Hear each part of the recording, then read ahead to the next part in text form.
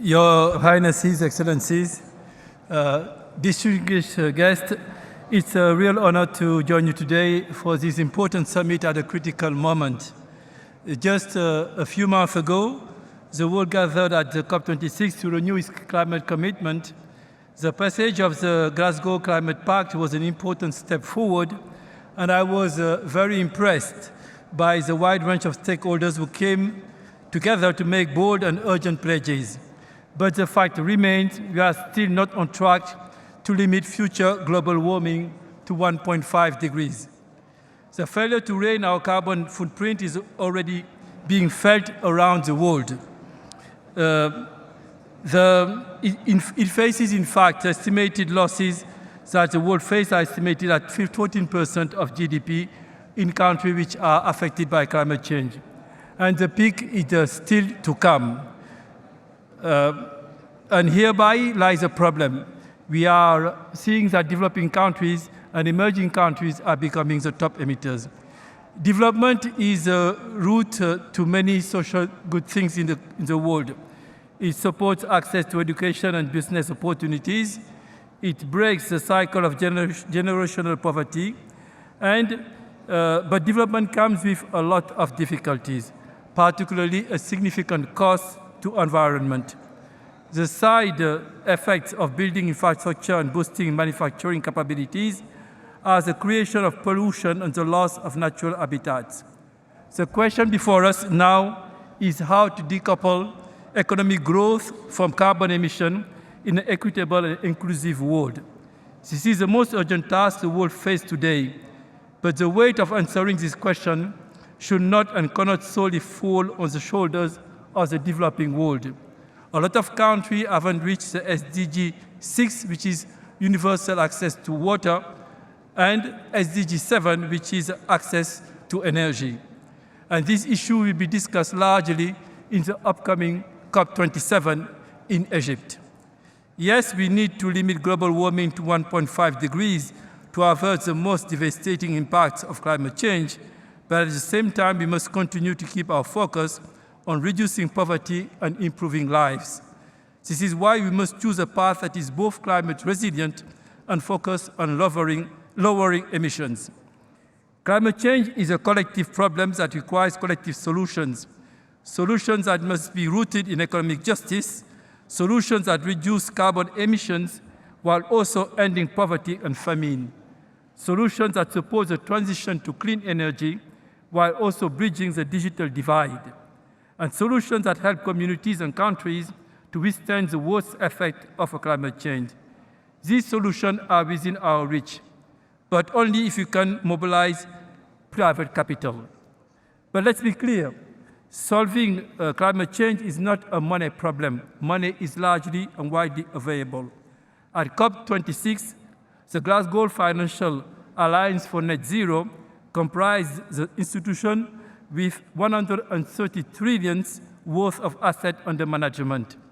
They are committed to reaching net zero emission by 2050. So, no, we don't have a problem of money. We have a problem of allocation of money. A failure to get money into the countries, sectors, and projects that need it the most. We lack a sufficient pipeline of bankable projects and a supportive policy environment to get them off the ground.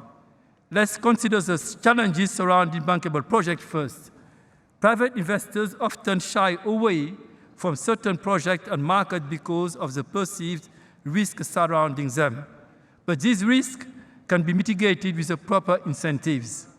Blended finance is one of the most powerful tools available to help get promising projects out of the concept stage into the real world. By using small amount of concessional donors, it will be possible to have projects which have an important impact. That's why I'm very glad to see that today, DFI, philanthropy, and government are coming together to blend aid money with private capital to lower the cost of investment in climate change. Now the time is for all of us to work together in government to set the framework.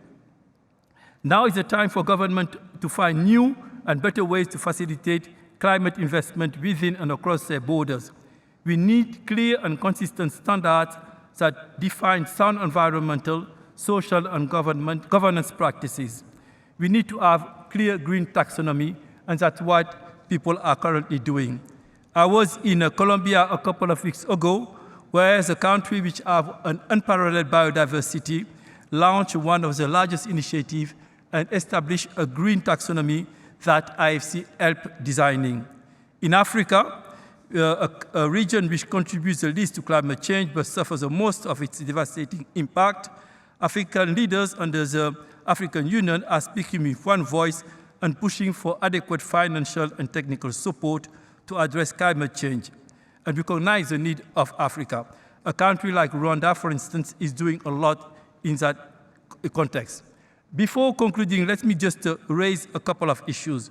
One of them is the need to be much more efficient in the use of energy and resources which are scarce. A lot of technology is currently available to doing that.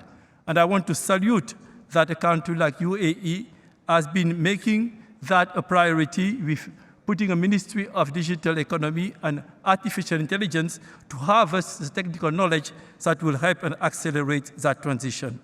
We also have a lot of sectors which are emitting, we are receiving very little investment. Let me talk about cooling. A lot of emerging countries are facing a much higher temperature level and need to use all the technology available for cooling. That's why IFC has been investing in district cooling here in UAE and expanding this investment in India, and would like to, in the near future, do so in Africa, which is one of the warmest part of the world. The technology also has allowed us to develop in a record time mRNA vaccine that are currently will be produced by the end of this year in Africa. So let's try to accelerate the process, and we need to stop selling ourselves too short because we are capable of really turning the tide. 15 years ago, UAE was a country which was emitting a large amount of CO2. Today, with all the technology and policy commitment, it will have one of the smallest footprint by 2015.